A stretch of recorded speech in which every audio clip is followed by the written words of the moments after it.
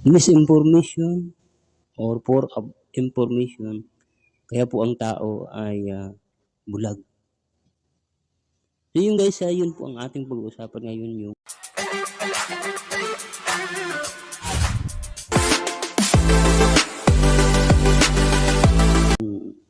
talagang napakarami ngayon yung mga taong bulag o nagbubulag-bulagan sa katotohanan.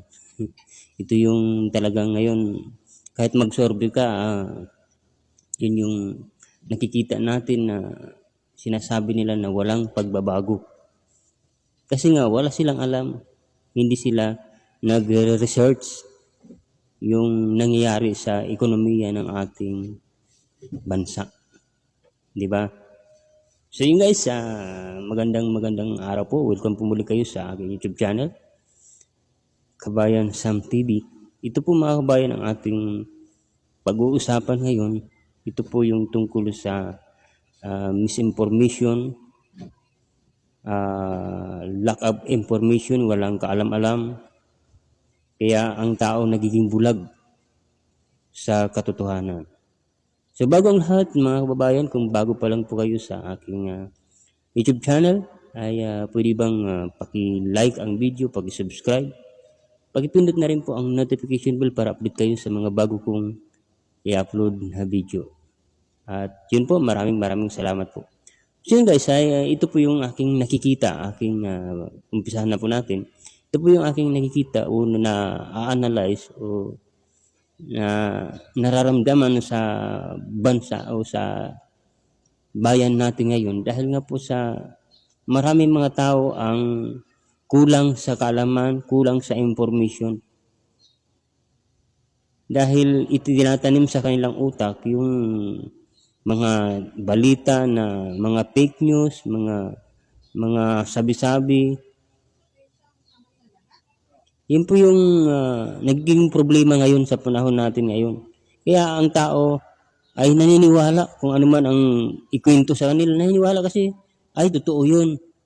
Ganito, tama nga yung sinasabi nila. Kaya sa akin yung pag-iikot, kaya nalulungkot ako mga kababayan dahil nga sa panahon natin ngayon talagang alam naman natin na ang politika ngayon talagang napakatindi. Talagang napakalala. Yung siraan ng siraan, yun yung sinasabi nila. Pero kung titingnan mo, pag-aaralan mo, ay hindi yan makaka-apekto sa atin sa ating buhay dahil nga alam natin na hindi tayo nakikisawsaw dahil nga po ay mayroon tayong alam, kahit anong paninira ay mayroon tayong nalalaman dahil nga po ay alam natin ang katotohanan. Katulad ng sinasabi nila, katulad ng misinformation. Hindi natin alam na lumalago na ang ekonomiya ng ating bansa. Wala tayong kaalam-alam at pinapatanim sa ating utak yung mga nababalitaan natin, sinasabi ng ilan ay hindi lumalago ang Pilipinas. Walang nangyayari. Yun yung nakakalungkot mga kabayan kasi naniniwala sila sa mga marites, mga fake news. Yun po ang nakaka-apekto ngayon. Kaya ano ang dapat natin gawin mga kababayan para malaman natin yung totoo? Malaman natin yung katotohanan, kailangan natin mag-research. Wala na akong panahon mag-research. Magbalita. Huwag ka kagad maniniwala kung ano ang sabihin ng tao. Kailangan mo rin i-analyze kung tama ba yun o hindi. Katulad ng ginagawa nila sa ating sa gobyerno ngayon na paninira. Tapos mas kinakampihan pa natin itong mga tao na naninira sa gobyerno na imbes sana sila ay makipagtulungan, tumulong sa pagpapaunlad sa ating bansa. Pero ang nangyari, sinisiraan. Kaya ang nagiging problema ngayon, parang walang nangyayari sa ating bansa kasi tayo mismo mga Pilipino ay nag-aaway-away tungkol dyan sa politika. Diba? Tingnan natin ang panahon ni Duterte nung panahon niya. Tatanungin mo ako, sino ba ako? Nung panahon ni Duterte, sumuporta tayo sa kanyang administrasyon. Sinusuportahan natin na ang kanyang mga adhikain na pagpapaunlad sa ating bansa. Tapos pagkatapos niya, Siyempre, ibang henerasyon na at ibang administrasyon na ang hahawak. Siyempre, susuportahan natin kung sino ang tatayo. Sino yung magiging pangulo, no? Sino yung magpapamalakad sa ating bansa. Ay, hindi yung pag iba na ang mamuno, sisiraan natin. Yun yung nakakalungkot mga kabayan. Ito yung nakakatakot. Parang nagiging problema na tayo na mga Pilipino din ang sanhi kung bakit hindi umuunlad ang ating bansa. Kasi tayo ang hindi nagkikipagtulungan. Tapos pag hindi umunlad ang ating bansa, isisisi natin sa nagpapamalakad o sa ating gobyerno. Tayo ang hindi sumusunod, hindi tayo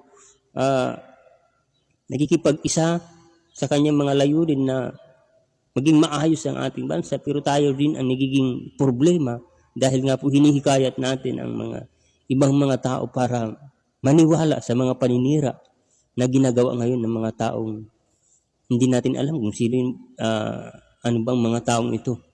Di ba? Kailangan mag-research tayo, tingnan natin ng mabuti kung ano yung tama na balita. Huwag tayong maniniwala agad. Kaya ang tanong ko nga, ikaw bang naninira? Masaya ka ba sa buhay mo na sinisiraan mo yung gobyerno na alam mo naman na hindi niya ginagawa yun? Siguro tuwang-tuwa ka. Masaya ka ba? Nakakatulog ka ba na paninira mo? Sinasabihan mo yung tao na yun. Nakakatulog ka ba? Nakakakain ka ba na mabuti na yung pagbablog mo ay sinisiraan mo yung gobyerno na imbis magipagtulungan ka, tulungan mo sa pagpapalago ng ekonomiya, hindi sinisiraan mo. Tapos yung ipinapakain mo sa anak mo, yung pera na galing sa paninira, di ba? Masakit yun, ano naman ang buhay na yun na galing sa masama. Dapat kumayod tayo mga kababayan ng patas. Idaan natin sa mabuti. Kung sino yung namumuno sa ating bansa, dapat sumusuporta tayo, hindi sinisiraan natin. Kung hindi mo gusto yung kanyang pamamalakad, hintayin mo na matapos ang kanyang administrasyon at yun, doon ka naman sumuporta, doon ka bumawi sa panibagong administrasyon. Hintayin natin na matapos siya, hindi yung sisiraan natin. Tama yan mga babae, napakadumi talaga yung politics, di ba? Napakadumi, nandyan yung mga paninira, kasinungalingan. Kaya tayo, mga mamayang Pilipino, nakikita natin, tayo ang nagbabalance, tayo ang nag-a-analyze kung ano yung tama, kung sino yung dapat suportahan. Itingnan man natin yung panahon natin ngayon, yung mismong former o sino ba yung dating namuno, siya rin mismo ang naghihikayat sa mga tao na sa kanyang paninira, hinihikayat niya yung mga tao na maging mapanira din, di ba? O magandang impluwensya ba yun, di ba mga kabayan? Hindi magandang impluwensya ang ginagawa nitong lumipas na administrasyon na hanggang ngayon nakikisaw-saw pa rin na dapat sumuporta siya para lumago ang ating bansa. Hindi siya mismo ang nagiging dahilan kung bakit nagiging magulo. So yun nga po mga kabayan ang dahilan, problema ngayon. Dahil nga po, mismong former president, siya mismo po ang nag-i-influensya sa mga tao, nag-uudyok na hindi sumuporta at manira sa ating gobyerno. Yun pong manira siya, magsasalita ng hindi maganda, bangag. Hindi maganda mga kabayan. Yung mga tao naman tuwang-tuwa sa sinasabi ng former president, hindi maganda mga kabayan yung ginagawa niya na dapat sumuporta sa ating gobyerno. Pero ang nangyayari, sila ang nagiging dahilan, sanhi, kung bakit nagkakawatak-watak ang bansa natin dahil sa kanilang pakikipagsaw-saw ba mga kabayan. Sila ang nagiging dahilan. Dapat hayaan na nila. Dahil daw po sa politika ngayon talagang napakatindi. O tanungin mo, sino ba ako? Ako hindi ako pro Marcos, hindi rin ako pro Duterte. Ako pro government. Kung sino ang nandyan sa gobyerno, yun ang susuportahan natin. Para kung anong isinusulong niya na maganda, dahil alam naman natin na maraming ginawa na ang ating Pangulo, ang gobyerno natin ngayon, hindi lang natin mabasa, pero kung i-research natin, napakamaraming ginawa ang ating mahal na Pangulo, lalo na yung agriculture, di ba? Yung pagmimigay niya ng mga titulo na ilang libong mga titulo na binigyan. Di ba? Napakagandang ginawa ng ating mahal na Pangulo na sabi nga ng ilan, umabot ng 30 years nila na inabangan, 2-3 dekada na inabangan nila na magkaroon ng sariling titulo, pero mismong mula lamang sa ating mahal na Pangulong namumuno ngayon, doon lamang nila nakamtan ang tagumpay. Doon sa Davao, sa Davao, mga kababayan. Di ba? Napakaganda. Marami pa, hindi lamang doon. Napakarami ang kanyang ipinasa. Daming mga ginagawa ang ating mahal Pangulo. Pero kung i-research talaga natin, makikita natin napakarami pa. Kaya wag tayo mga kababayan magbulag-bulagan. Wag tayo maniniwala doon sa kanilang mga balita, mga fake na mga balita. Kasi yun ang nagiging dahilan kung bakit nabubulag tayo dahil nga po itinanim natin na naimpluwensyahan tayo dun sa kaisipan sa sinasabi ng tao. Pero kung bubuksan natin ang ating mata sa paghahalungkat kung ano ba ang tama doon, magigising tayo sa katotohanan na tama pala. Matino ang ating gobyerno. Sabi nga ng ilan na the best president ever. Mas matindi, mas magaling ang ating mahal na Pangulo kahit sinasabihan niya siya na weak. Ikaw ba, sasabihan ka na ganun, di ba? Hindi maganda. Napakatalino kahit tanungin mo si Professor Clarita Carlos, talagang sinasabi niya doon, siya mismo kasi naging kabinete siya mismo ang talagang nagpapatunay na matino, napakatalino ang ating gobyerno.